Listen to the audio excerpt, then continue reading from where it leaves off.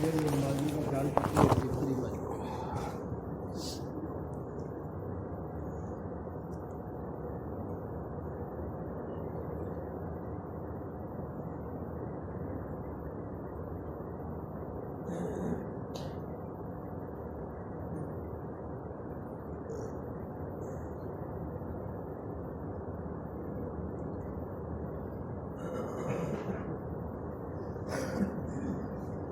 اللہم صلی علی سیدنا مولانا محمد نبی الامی وعلی آلہ وسلم تسلیم۔ حضور اقدس صلی اللہ علیہ وسلم کا ارشاد ہے کہ جماعت کی نماز اکیلی کی نماز سے 27 درجہ زیادہ ہوتی ہے۔ حضور اقدس صلی اللہ علیہ وسلم کا ارشاد ہے کہ جماعت کی نماز اکیلی کی نماز سے 27 درجہ زیادہ ہوتی ہے۔ فائدہ میں شیخ رحمۃ اللہ علیہ لکھتے ہیں کہ جب آدمی نماز پڑھتا ہے تو ثواب ہی کی نیت سے پڑھتا ہے، تو معمولی سی بات ہے کہ گھر میں نہ پڑھے، مسجد میں جا کر جماعت سے پڑھ لے، نہ کہ اس میں کچھ مشقت ہے نہ دقت، اور اتنا بڑا ثواب ہوتا ہے۔ کون شخص ایسا ہوگا جس کو 1 روپے کے 27 یا 28 روپے ملتے ہوں اور وہ ان کو چھوڑ دے؟ مگر دین کی چیزوں میں اتنے بڑے نفع سے بے توجہی کی جاتی ہے۔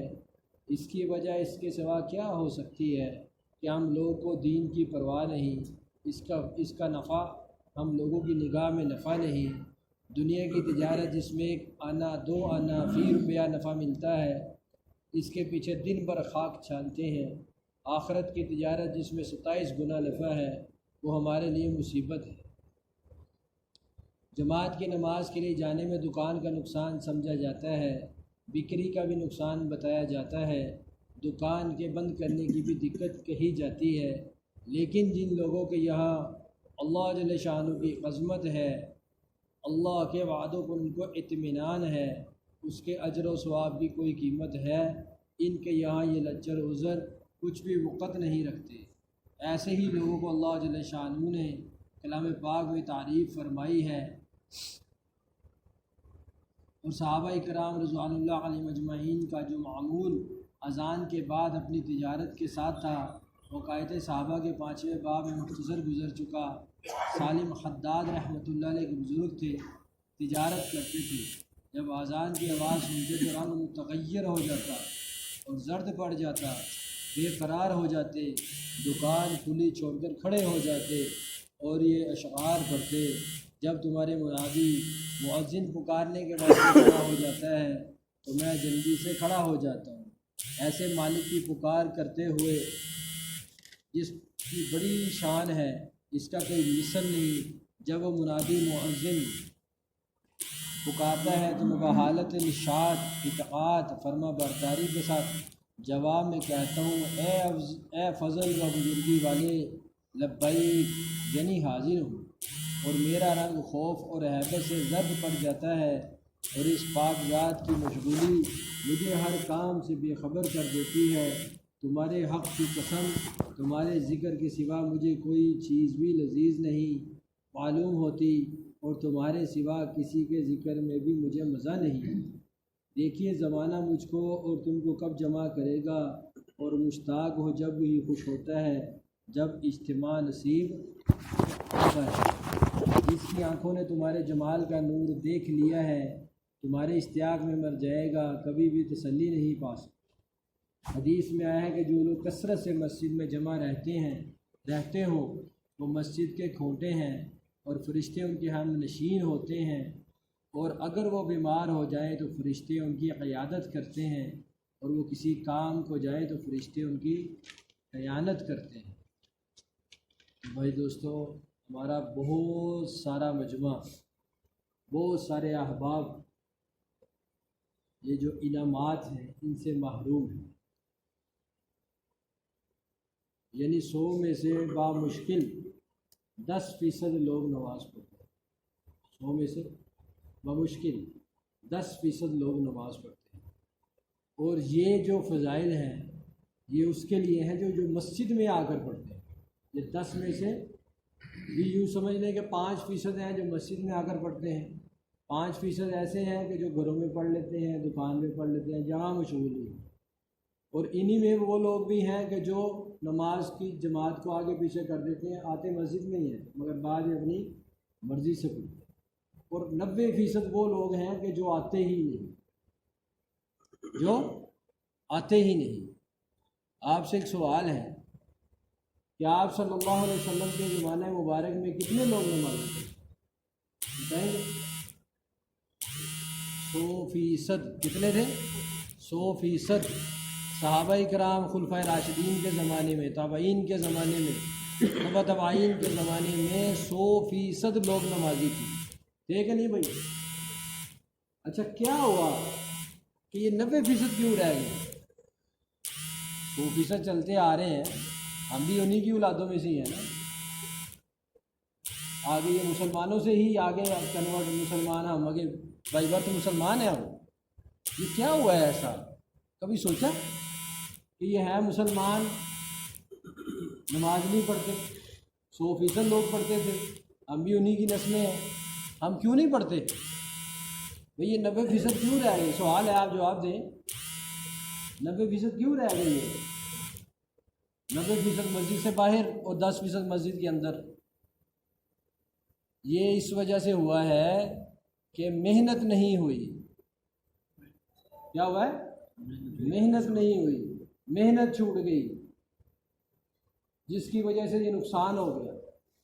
زمین کی محنت سمجھ میں آ رہی ہے سب کو؟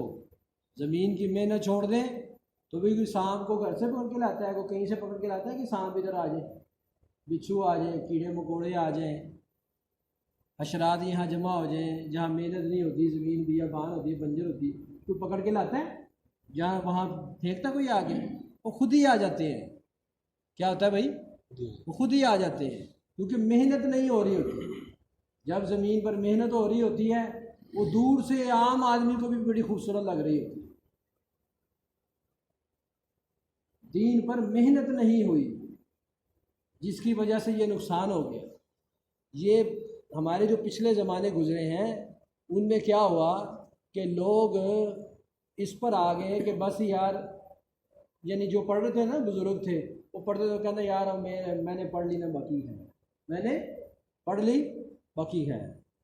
اب وہ اس پر آ گئے۔ جب وہ اس پر آئے نا تو وہ خود تو چلے گئے قبروں میں، خود چلے گئے قبروں میں، اور جنت میں انشاءاللہ مزے کر رہے ہوں گے، مگر اس کے بعد انہوں نے دوسروں کو نمازی نہیں بنایا، دوسروں کو نمازی بنانے کی محنت نہیں کی، جس کی وجہ سے یہ نقصان ہو گیا۔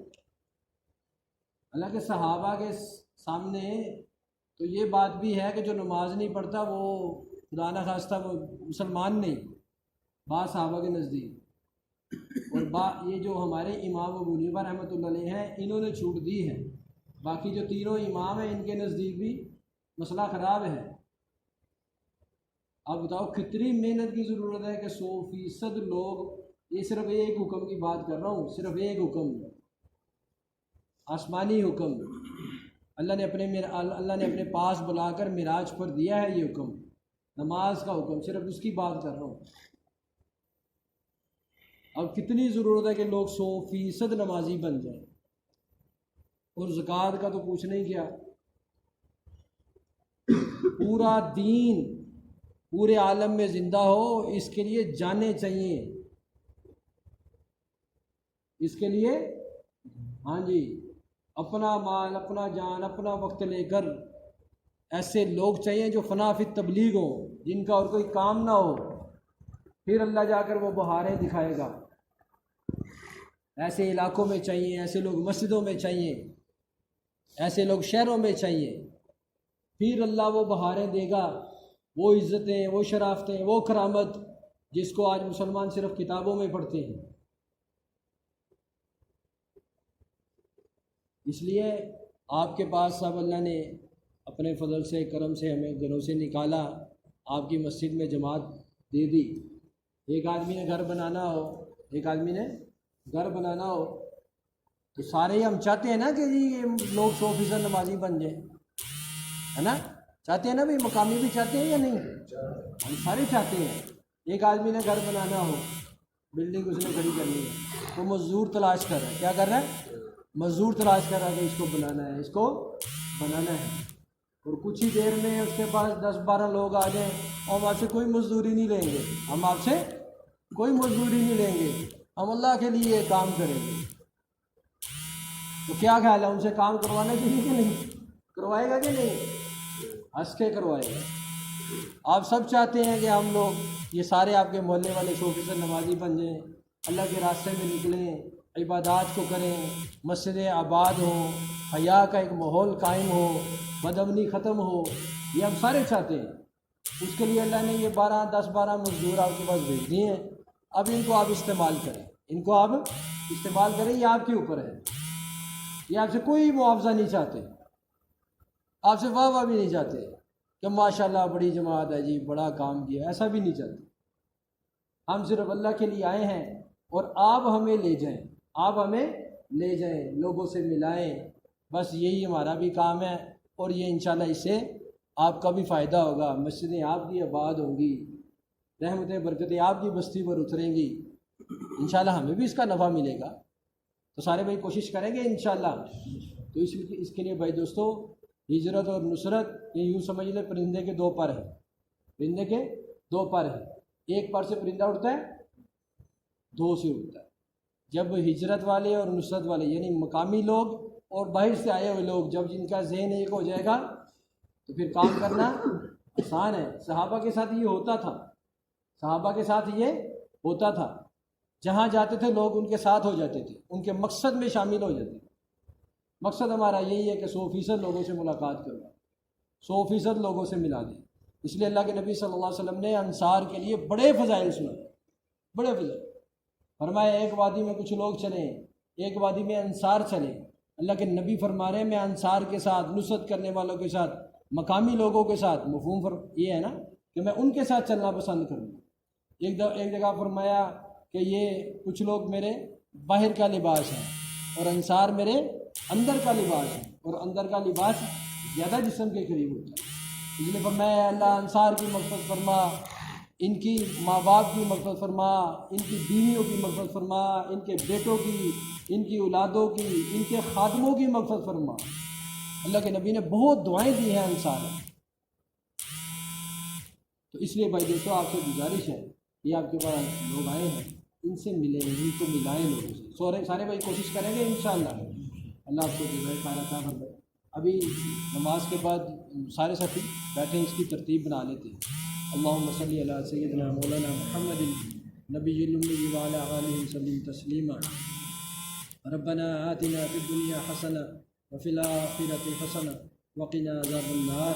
صلی اللہ تعالی علی خیر خلقہ محمد وآلہ واصحابہ اجمعین، آمین آمین۔ اللہ تعالیٰ آ جائیے۔